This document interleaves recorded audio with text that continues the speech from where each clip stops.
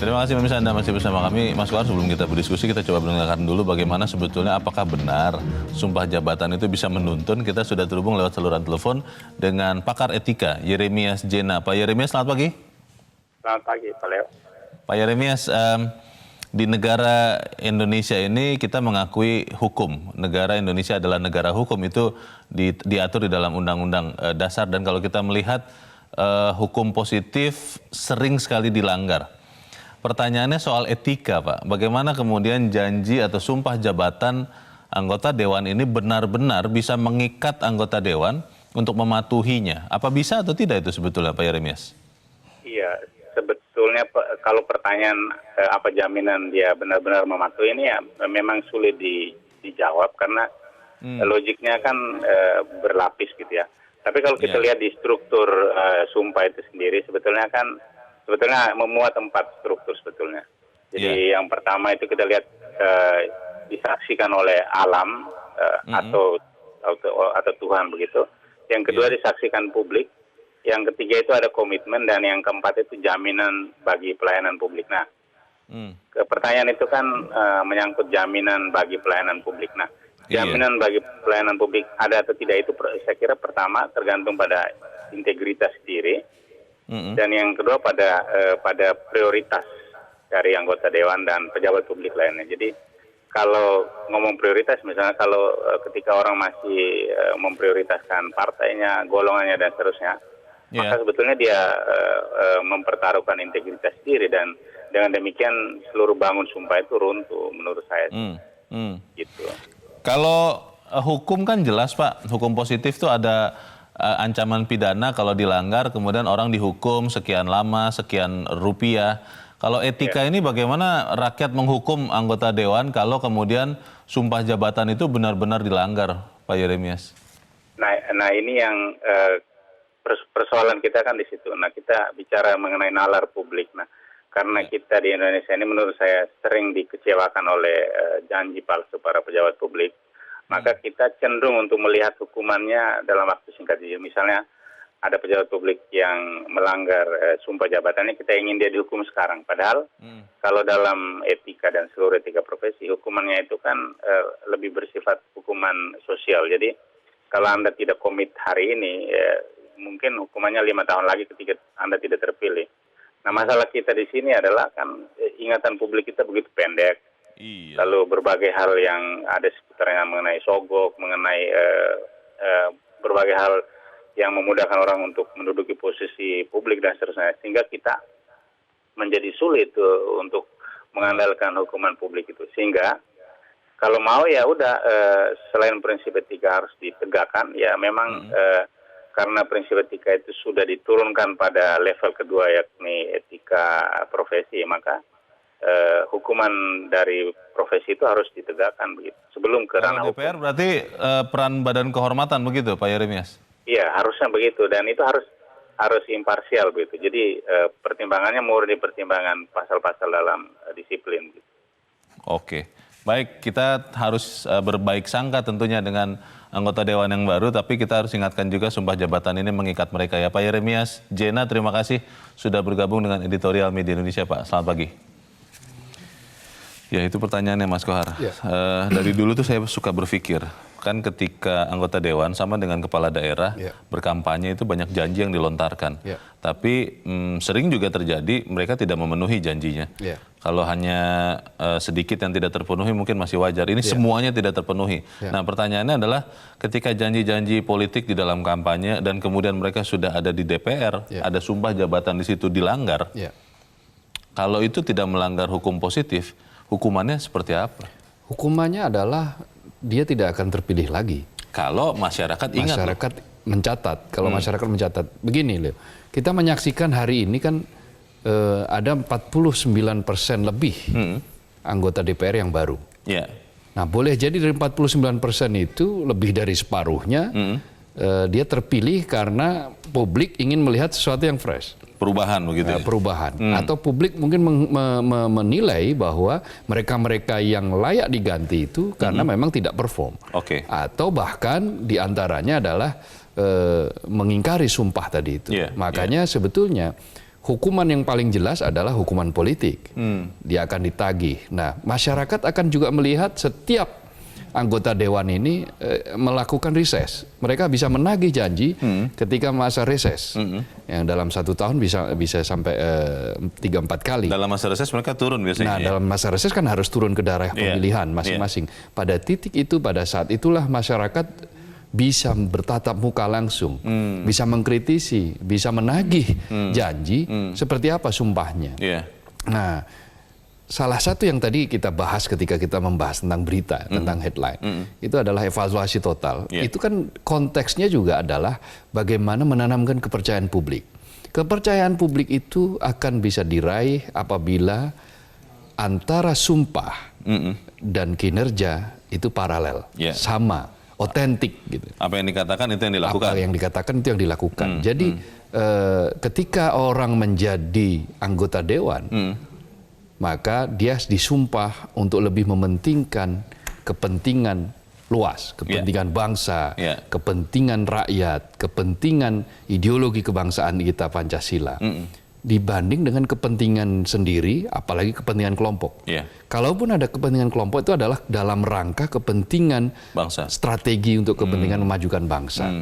Nah, saat itulah masyarakat akan melihat orang ini bagaimana, anggota dewan ini seperti apa. Apakah dia ini berbeda antara apa yang dia lafalkan dalam sumpah dengan apa yang dia wujudkan dalam kata-kata maupun tindakan ketika dia menjadi anggota dewan atau tidak. Begitu pula dengan pimpinan misalnya. Nah, pada titik itu masyarakat akan selalu mengingat, apalagi media massa juga akan selalu senantiasa merekam kan. Banyak platform, banyak informasi yang sekarang mudah. Apalagi dalam pidatonya tadi malam kan Ketua DPR menjanjikan DPR yang terbuka.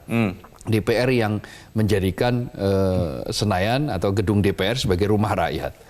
Nah, itu juga merupakan janji yang di dalamnya di sebagian diantaranya adalah dipayungi oleh sumpah menegakkan demokrasi. Nah, salah satu wujud dari demokrasi itu apa? Selain akuntabilitas adalah keterbukaan, transparansi. Gitu. Pertanyaannya adalah, nah ini mungkin karena terlalu sering dibohongi begitu, susah sekali untuk mempercayai janji-janji ini. Walaupun memang kita harus selalu memulai dengan berbaik sangka, kelihatannya susah. Nah, apa yang harus segera dilakukan oleh anggota dewan untuk memastikan bahwa kepercayaan itu kembali mereka bisa raih? Kita akan bahas di bagian berikut, Mas Koar, dan pemirsa tetap bersama kami. Editorial Media Indonesia segera kembali.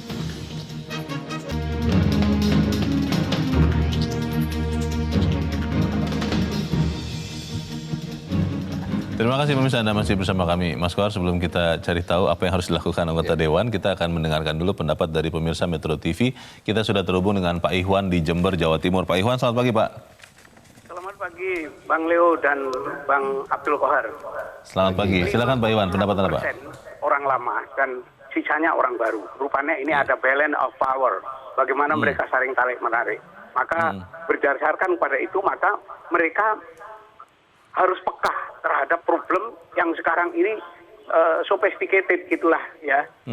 Problem bermasyarakat, berbangsa dan bernegara. Untuk itu diperlukan pemandu, pengawal, pemberi dasar arah supaya mereka belajar dari pengalaman lama, dan untuk itulah diperlukan inventarisasi problem.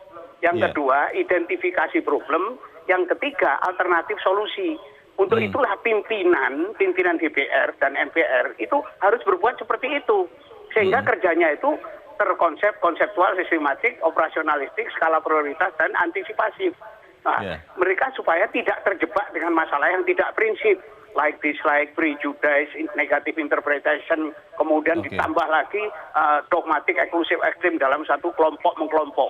Nah, untuk itulah maka pemandu utamanya adalah dasar negara, konstitusi. Dan untuk itulah diperlukan yang namanya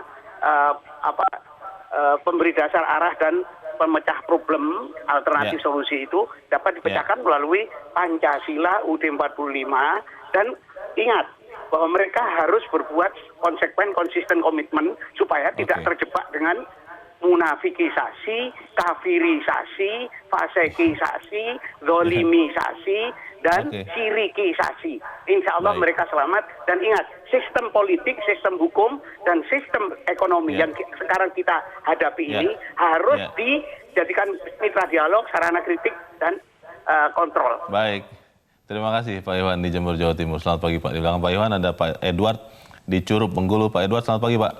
Selamat pagi Bung Kohar, selamat pagi Bung Leonard.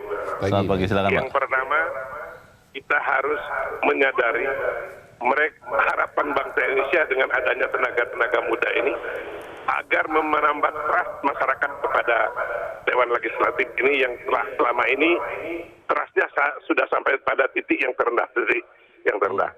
Kita tahu bahwa anggota Dewan itu merupakan wakil rakyat. Mereka harus sadar betul dengan Oktober bahwa mereka menyampaikan aspirasi. Tuntunannya itu sumpah tadi. Sumpahnya sudah jelas.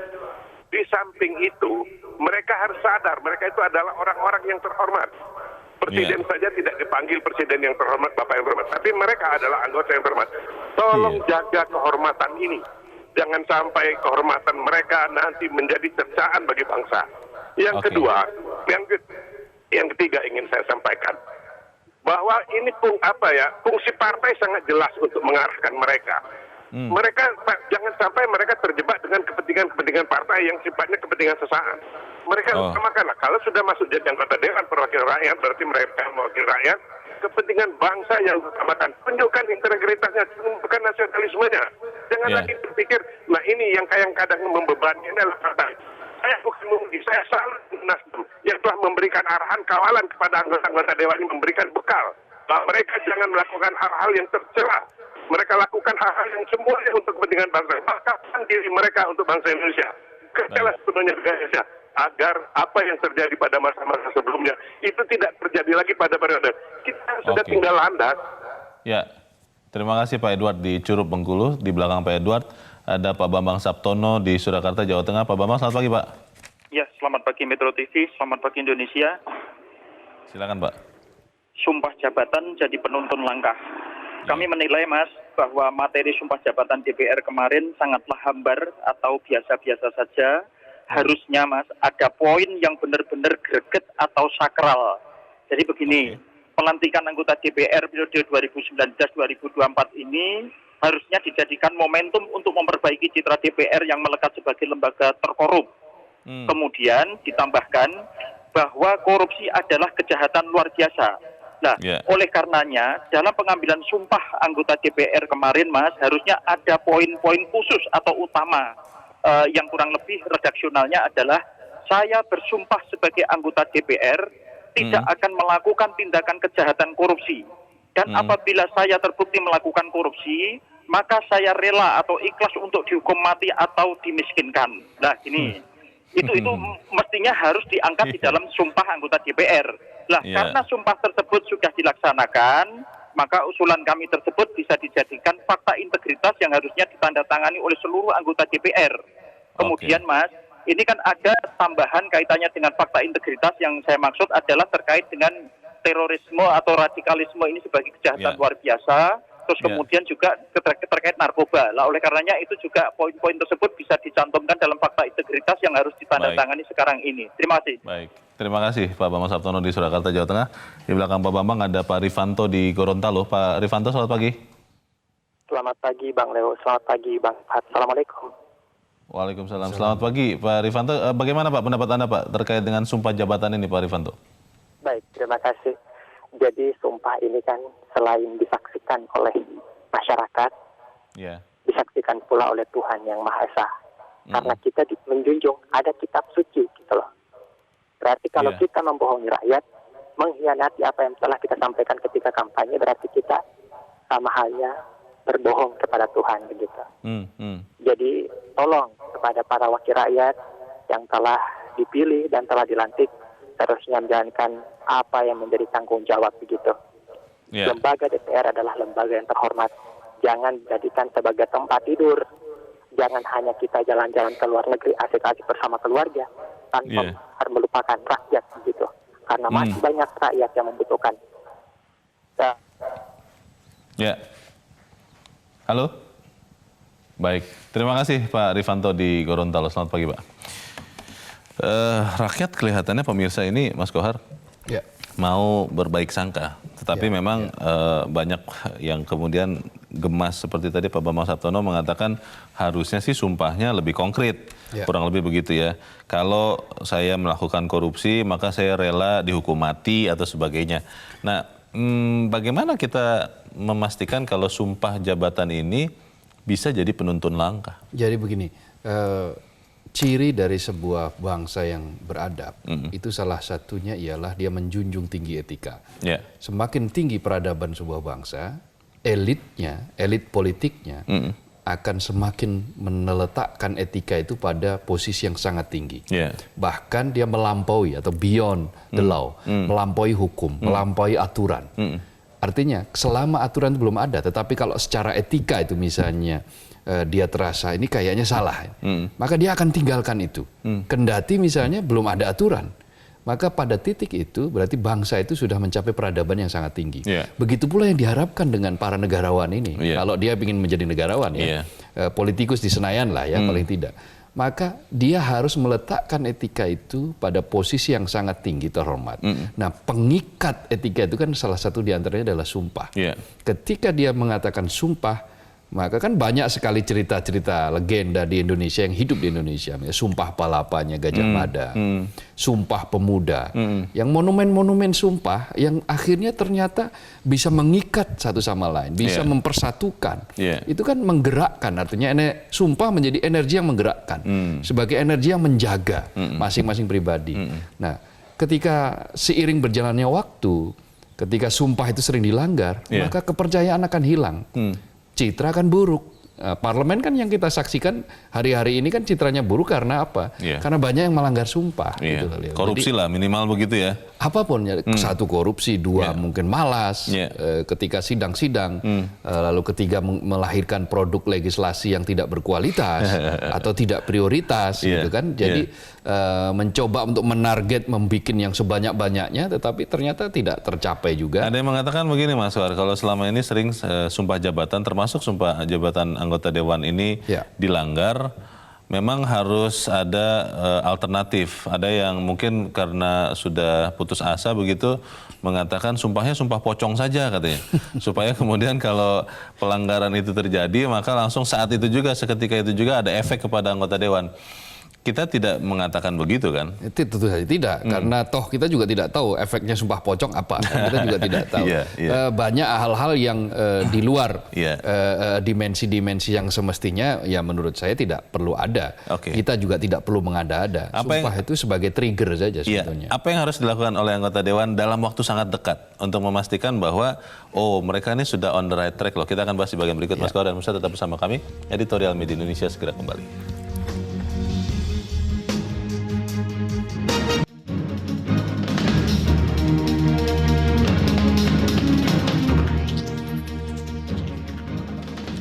Terima kasih pemirsa, Anda masih bersama kami. Kita di bagian akhir dari diskusi kita pagi ini. Mas Kohar, kalau di Amerika yang kemudian belakangan kita tiru, itu kalau eksekutif biasanya ada program 100 hari. Dan dari 100 hari itu umumnya menjadi pedoman apa yang akan dilakukan ke depan. Seberapa bagus pemerintahan ini berjalan. Nah, kalau untuk DPR, apa yang bisa dilakukan oleh anggota dewan supaya membuat rakyat itu melihat bahwa ini sudah pada jalur yang tepat? Mereview yang pertama adalah setelah alat kelengkapan dewan semuanya sudah terbentuk gitu, maka yang dilakukan pertama adalah review atas apa yang sudah dilakukan oleh periode sebelumnya. Di mana letak misalnya legislasi, proses legislasi yang macet. Undang-undang apa yang harus menjadi prioritas, lalu apa yang urgensinya bagi masyarakat, lalu prosesnya bagaimana. Ini juga penting, tidak kalah penting. Jangan sampai seperti periode sebelumnya, ketika mengesahkan sejumlah rancangan undang-undang di ujung masa jabatan, masa periode. Nah, ini juga akan menimbulkan berbagai kecurigaan di kalangan masyarakat. Sudah prosesnya tidak transparan atau nyaris berada di ruang yang gelap. Nah, lalu kemudian setelah jadi proses itu belum sempat diketahui oleh masyarakat, tiba-tiba sudah diparipurnakan. Nah, ini kan yang menyebabkan mengapa publik itu semakin kurang percaya terhadap wakilnya. Nah, pada titik itu maka review itu menjadi penting. Evaluasi itu menjadi penting tentang bagaimana strategi proses legislasi juga perlu dilakukan. Karena dari periode ke periode nyaris selalu legislasi ini tidak mencapai target yang maksimal. Dan atau mungkin begini juga, targetnya juga nggak masuk akal dari awal. Makanya begini, jangan terlalu banyak membuat target legislasi. Jangan orientasinya kuantitas. Maka orientasikanlah kepada kualitas dan kebutuhan. Undang-undang mana yang harus prioritas, yang betul-betul dibutuhkan oleh masyarakat, itu segera bahas, dan pembahasannya juga harus selain transparan, juga lakukan dengan naskah akademik, membedah naskah akademik dengan cara yang betul-betul elegan, cara yang betul-betul dengan proses intelektual yang terjadi di parlemen sana. Karena katanya konon ini, Mas Kohar, beberapa undang-undang itu sudah diketok, naskah akademiknya katanya menyusul, katanya loh ini. Ya, kita tidak tahu bahwa itu proses seperti itu, tapi kan tidak boleh seperti itu. Naskah akademik itu bagaimanapun juga berada di awal. Dari awal harusnya. Lalu daftar inventarisasi masalahnya ada di mana. Lalu bagaimana, siapa pihak-pihak yang perlu diundang, bagaimana membicarakan itu. Itu semua harus terangkum, sehingga apa? Sehingga ketika nanti produk itu menjadi produk legislasi, maka dia punya pijakan yang kuat. Dia akan kokoh, dia tidak rapuh, dia menjadi undang-undang yang tidak rapuh, yang begitu diuji materi langsung gugur gitu. Oh, jangan kemudian berpikir yang penting sudah jadi, toh nanti kalau ada yang tidak puas bisa diuji materi, jangan begitu juga. Tidak seperti itu. Akan mestinya begini, mentalnya dibalik. Akan malu kalau kemudian diuji materi dan ternyata gugur. Mestinya anggota legislatif malu dengan pola-pola seperti itu. Kalau soal integritas bagaimana, Mas War? Karena itu juga kan satu yang sangat dominan. Betul. Korupsi segala macam. Kalau tadi usulan siapa ya, salah satu pemirsa mengatakan berani tidak untuk tanda tangan fakta integritas bahwa kalau saya korupsi maka saya bersedia dihukum mati misalnya, atau sesuatu yang membuat takut begitu. Berapa banyak fakta integritas dibuat di negeri ini. Tetapi berapa banyak pula yang diingkari. Sehingga beginilah. Ciri tadi saya katakan, saya meneruskan yang tadi, bangsa yang tingkat peradabannya semakin tinggi adalah ketika dia meletakkan etika pada posisi yang di atas. Dia melampaui hukum, melampaui aturan. Tanpa fakta integritas, hanya dengan sumpah yang singkat, kalau para politisi ini sadar bahwa etika itu perlu dijunjung tinggi, maka beres-beres saja. Semuanya akan beres. Tetapi ketika mencari celah, nah ini repotnya begitu. Karena pencari celah ini kan menyiasati undang-undang, menyiasati aturan. Celah-celah hukum ya. Jadi politik, kalau perangkat politik itu mengalami kemajuan yang luar biasa. Teknik politik secara teknik loh ya, di republik ini itu perkembangannya sangat pesat. Tetapi etika politik sayangnya kedodoran. Bahkan dia mundur ke belakang. Lebih banyak sekali dilangkahi. Nah, itu yang harus dibenarkan, harus dievaluasi. Kalau soal anti korupsi ini apa yang bisa dilakukan oleh anggota dewan? Karena memang 575 ini kan bertindak atas rakyat yang memilihnya masing-masing. Tapi kan harusnya ada sesuatu yang bisa mengikat mereka bersama untuk tidak korupsi dulu deh, Mas. Proses korupsi itu sebetulnya juga terjadi di mana-mana. Apakah itu di legislatif, yudikatif, eksekutif. Nah, faktanya kan mereka yang ditangkap oleh KPK, yang dikejar oleh kejaksaan juga terjadi di mana-mana pula, kan? Bukan hanya di legislatif. Karena itu ya prosesnya sama. Sistem penjeraan harus dibuat, pencegahan juga tidak kalah penting. Pencegahan terhadap legislatif agar dia tidak melakukan korupsi bagaimana? Sistemnya harus dibuat transparan mungkin. Kalau perlu dengan sistem online, tidak bisa anggota dewan itu bertemu dengan pihak-pihak. Sudahi upaya-upaya broker yang selama ini terjadi, misalnya anggota dewan membrokeri daerah pemilihannya untuk memperoleh dana tertentu, lalu dia mendapatkan fee atas dianggap sebagai jasa itu. Nah, perantara ini tidak perlu lagi ada. Tugas anggota dewan adalah membuat aturan, mengawasi pemerintah, membuat budgeting, proses budgeting yang sekarang sudah jauh lebih baik. Dulu kan sampai bisa ngatur ke sampai satuan 3. Nah kalau sekarang kan sudah tidak. Nah kalau ketika sampai ngatur kesatuan 3, meskipun sudah tidak pun juga ternyata masih ada yang korup, maka sistemnya berarti harus diubah lagi. Diubah lagi sistem bagaimana anggota dewan itu tidak sampai memikirkan seperti itu, tetapi dia merancang, mendesain bagaimana sebuah anggaran itu bisa terserap secara cepat, anggaran itu bisa tepat sasaran, dan seterusnya, bisa mengawasi pemerintah. Jadi dengan cara pencegahan, dengan cara model-model sistem yang bisa dilakukan, maka ya integritas dengan sendirinya akan terjaga. Masalah badan kehormatan DPR itu seperti apa, Mas Kohar? Karena kan kita tahu ada badan kehormatan yang sebenarnya menjaga soal etika ini persis, begitu. Tapi kan di beberapa kasus sebelumnya ada contoh presiden buruk bahwa yang harusnya misalnya dihukum ya karena teman ya sudah diabaikan saja. Bagaimana? Nah ini yang juga pasti harus ditegakkan. Badan kehormatan itu fungsinya seperti apa? Mengapa dia dibentuk? Lalu bagaimana dia bekerja? Itu semua harus direview. Alat-alat kelengkapan dewan yang ada itu juga harus direview, diletakkan pada posisinya sebagaimana seharusnya tugas itu dilakukan. Badan kehormatan untuk menegakkan etika, maka dia harus berfungsi betul-betul menegakkan etika. Kalau dia dia ternyata berlaku curang atau berlaku sebaliknya melindungi mereka yang mestinya dihukum, ya maka orang yang duduk di situ juga harus dihukum, kan kira-kira begitu. Baik, yang penting adalah kita harus awasi juga ya. Ya, publik mengawasi, publik mencatat dan terus mengingat, jangan mudah lupa. Gitu. Baik, semoga itu yang terjadi. Mas Abdul Kohar, terima kasih sudah hadir di sini, Mas. Selamat pagi. Ya, selamat pagi, Leo. Pemirsa, hadirnya wajah-wajah baru menerbitkan harapan baru agar parlemen tidak lagi menimbulkan masalah baru. Pelantikan anggota baru membawa momentum untuk perbaikan dalam melaksanakan fungsi legislasi, anggaran, dan pengawasan. Jadikan sumpah sebagai pengingat janji kepada rakyat. Anggota DPR telah berutang janji kepada rakyat. Janji itu dijabarkan dalam visi misi dan sekarang harus ditunaikan, kita yang harus mengawasinya. Saya Leonard Samosir, terima kasih Anda sudah menyaksikan. Selamat pagi.